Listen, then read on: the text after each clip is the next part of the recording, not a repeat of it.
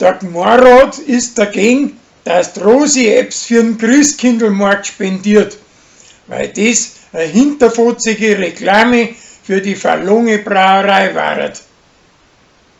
Danach fliegt sie über die Stirn runter und bricht sich die Kniescheiben. Zuerst mag sie sich nicht operieren lassen, aber das Hummerl kann es nachher schließlich dazu überreden. Und der Sascha kann es überreden, dass danach auf Kur geht. Josie mag nicht mit seiner Mutter auf Indien fliegen und die Billetten werden wieder verkauft und die Lebensversicherung, was dafür aufgelöst hat, wird wieder eingesetzt.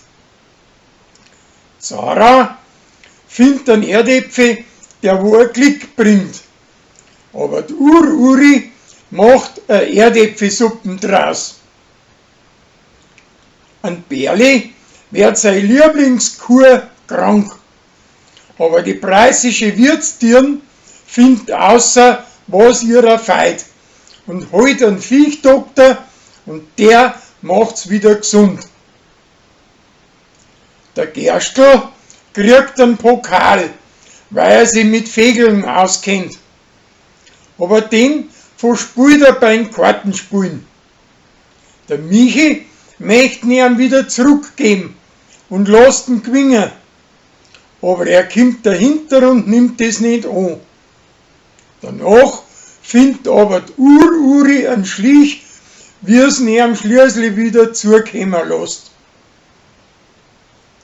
Der Rolli tut mit seiner preußischen Gspusi alle Schatten boxen. Und das hört sich recht unanständig an.